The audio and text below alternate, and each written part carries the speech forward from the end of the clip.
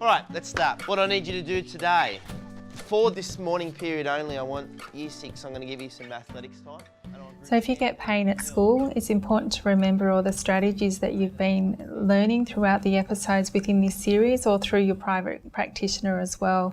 Those might include some breathing techniques, any distraction techniques that you've learnt. Might include counting numbers or looking around the room at different colours in the rooms. It can be anything that works for you. It doesn't have to be anything specific, as long as it's something that takes your mind off the pain and helps you to stay in the classroom is the most important thing.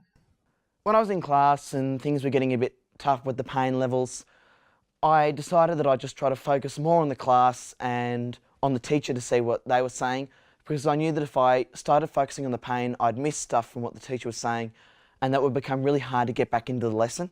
So by focusing on the teacher, I was able to leave the pain out of it as best I could. Well, what I do to get rid of my pain at school is I either focus on the work really hard because the work distracts me, because especially if it's really hard, because I have to figure it out and it distracts me from the pain because I'm figuring it out. And I also, sometimes I ask Miss Lewis if I can just read for a little, and sometimes, and most of the time he says yes. Is it writing that's hurt? Is writing hurting today? A little. A little bit. I'll get you the iPad, okay?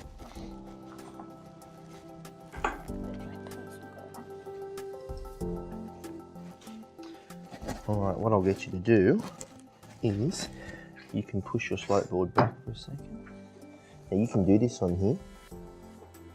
In Bailey's case, being an older student, we have a little bit more communication between the teacher, and that's slowly increasing as he gets older, which is much, much easier. In today's case, he was having trouble with his wrist. We've been doing a little bit of writing, possibly that stemmed from days before where and it started to hurt. So it's just a matter of taking that pencil out of his hand, getting him up, getting blood circulating. He handed out some sport cards for me, a few notes, and then we got him back down onto his wedge seat, which was much more comfortable for him, put the iPad in front of him, and he was able to use it from there. When I'm in class at school and my pain does get really bad, I do imagination walks sometimes, and that distracts me for a bit, and then hopefully the pain will have settled down. If not, I just do it again, or I try another distraction technique, and it will eventually, you know, become a little better and you'll be a lot more calmer. If you need to take medications to school, it's really important that you check with your school first about their policies, whether you're allowed to carry your medicines on you or if you need to go to the office to get your medicines from there.